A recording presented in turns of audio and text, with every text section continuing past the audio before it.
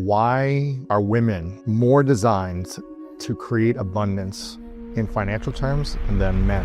I would say the magic sauce for money. It is this balance of softness and love. The more deeply even men could be in touch with that side of themselves. They unlock unbelievable abundance. Unbelievable. She's an educator, an author, and an entrepreneur who, after building 2 7-figure businesses, she walked away from all of it and rebuilt her life from scratch. We have the inspiring Jamie C. in the house. What would you say then is blocking people's ability to make more money the most?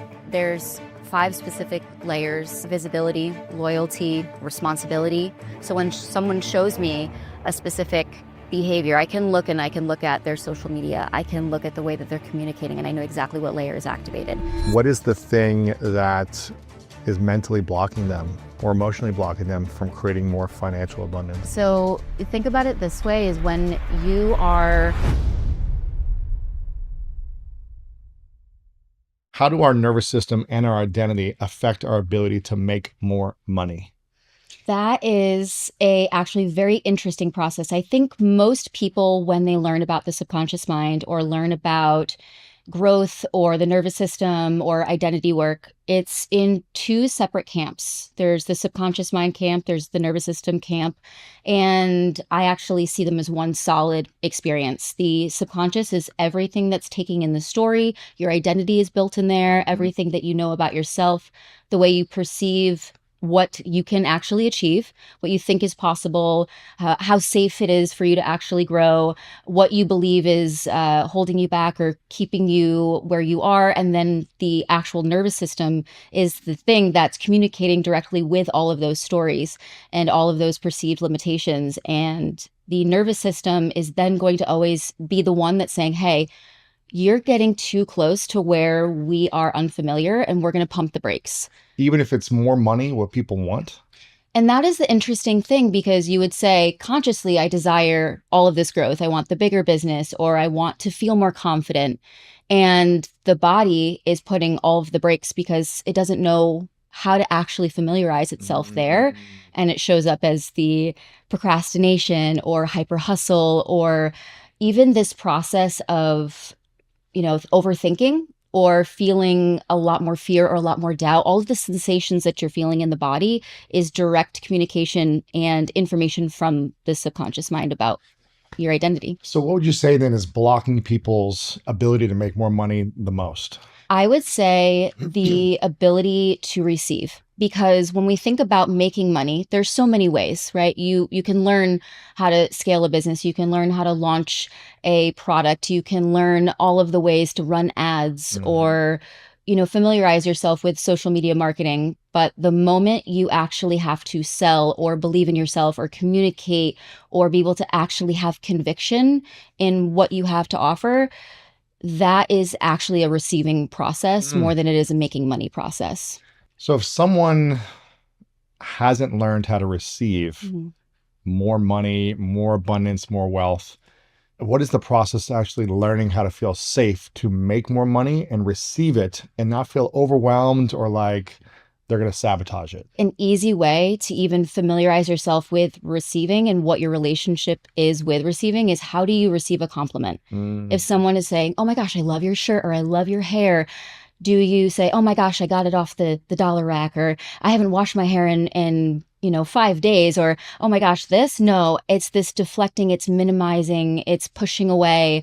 It's this unconscious process where you just don't feel okay being witnessed, being chosen, being seen, being celebrated, and being okay with someone paying attention to you. Why is receiving a compliment so hard for so many people then? We have been raised to be more digestible, to be the one who doesn't talk too loud, the one who is, use your manners, say, stay this way, do this. When you are in the process of making more money or selling or expanding yourself in any capacity, it doesn't even have to be with just money. You have to recognize that the way that you are able to stand in your bigness and stand in your greatness and stand in your ability to shine is something that is most likely learned and has to be learned over time. The majority of people have been taught to minimize because standing out could be this process of rejection, and how your body receives rejection. It could be pointing the finger, you're too much. Quiet down. Don't say that too loudly. And being able to receive that could almost be the ability of saying, oh, they might think that I am cocky, or they might think that I'm too much or full of myself, when really it's just, thank you. So how can someone learn to receive all the celebration, all the praise, all the abundance, all the opportunities for growth in success or money or whatever it might be, while also staying a good person and not being an egomaniac or a narcissist? It starts with your relationship of how you speak to yourself. Because when you achieve something, can you look in the mirror and say, I'm proud of you. You did such a great job. Or when you make a mistake, can you say, it's okay. I'm all right. It's okay to make mistakes. It's okay to be a beginner at something. It's okay not to thrive immediately. And can you witness yourself? Can you see yourself? Can you receive love from yourself, acceptance, praise? Everything that you are really feeling uncomfortable receiving from others has to be something that you have to start with within yourself.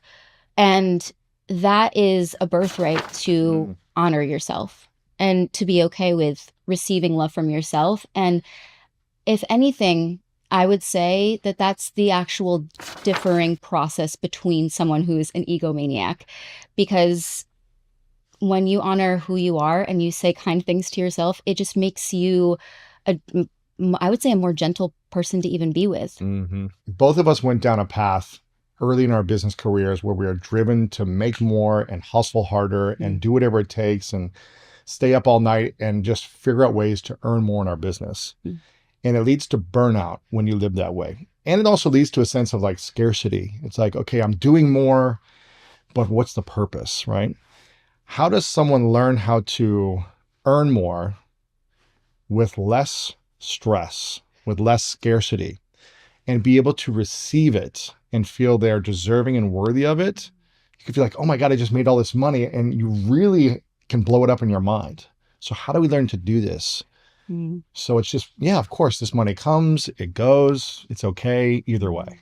With the process of deeply understanding your purpose and why you're doing things, it has to be rooted in a why. And most people, I'll actually sit with them and I say, why do you want to make the money? Why do you want to do these things? And sometimes they'll say, I want to prove it to myself that I can, or I want to just have I want to have all of these other things. And while there's nothing wrong with having all of the incredible, a beautiful home or the accolades or all of the things to prove to yourself that you can, there has to be something deeper besides what you're achieving. And if it's only the money, if it's only the praise, if it's only the likes, if it's only the opportunities, that is always going to be fleeting, because we are creating a felt sense of, I'm okay when the money comes in. I'm okay when I'm praised. I'm okay only when someone else validates me, when I get a like, or when I get a follow, or when I reach this new goal. And that's why most people, when they slow down, end up feeling this sense of anxiety, never enough-itis. I have to reach the next goal. They reach the goal, they keep moving, and then they can't ever slow down, is because they aren't actually creating safety within their own body and their own nervous system. And it has to be the other way around, versus everything outside of me creates my safety and my okayness and my enoughness, versus I am okay, I am enough, I am good. And I create from that space, and everything else is just a byproduct of how I see myself. I can see people, watching or listening saying, well, but if I'm broke, I'm not okay. I'm living in scarcity, so I don't feel okay. So how do I start to feel okay inside of me when I'm month to month? I've got all these responsibilities. I'm barely sleeping. I'm working a couple jobs, and I'm in debt. I made some bad decisions from the past, or I took these student loans out and I wish I didn't, whatever it might be. How does someone feel safety within themselves when they have no certainty outside of them? As someone who is broke the majority of my life, I understand this on every cellular structure of my body. I get it. I would say that the first thing is compassion with yourself, patience with yourself, and understanding that it's okay that it feels hard right now. It's okay that you don't have certainty right now. And the next thing to kind of anchor into even more deeply is, where is there already abundance within me? Where is there already abundance available? Because when we are in a state of survival, when we are in a state of fight or flight, when we are in a state of, I am not okay because I don't have enough in the bank account, which is a very valid reason. Yes. I'll never invalidate anyone for feeling that. Very, very, very, very real and a deeply emotional experience. However, when we actually take just a moment each day and prioritize what is already here for me, can I turn on the faucet? Is there water? Can I go and look at the trees, and can I see how many leaves, how many blades of grass, how many people there are? Can I sit and look at my child in the eyes and notice how much magic is here? Can I open the fridge and have an apple? Where is there already abundance that's here that you can anchor into? Because we cannot create clarity and solid momentum and movement when we are in the survival part of the brain. So if you can even just take a moment just to, even if it's not the life you want to live right now, even if you're not at all where you want to be, finding it on purpose in small incremental moments so that your body can relax, so your body can feel calm. And then you can take action and take momentum and movement, and it will be so much more powerful that way. You mostly work with a lot of women, correct? About 95% are women. Yeah. I'm curious, from your perspective, why are women more designed to create abundance in financial terms than men, in your mind? I would say that women have an ability to experience such a maternal aspect of caretaking and such a deep understanding of, there's so much that we have innately built within us that is soft, that is gentle, and we have a really beautiful balance of the masculine and the feminine energy. So we can really deeply hold space for ourselves and hold space for others, which is really I would say the magic sauce for money. It is this balance of softness and love and caretaking, and then there's this structure, and there's these boundaries that we can put in, and the mixture together. I'm not saying that that's not available to men at all, but I think that men have, all of us have been built into the patriarchal aspect of our society. And I would say that the more deeply even men could be in touch with that side of themselves, they unlock unbelievable abundance. Unbelievable. And I see it even with the 5% of men that I do work with. The second they are able to actually tap into that and feel and pause and not force or push or compete their way to the thing or be the best at everything, but to really understand that I can be the best within myself, and I can be the best within what I teach and what I do. And there's so much space for all of us.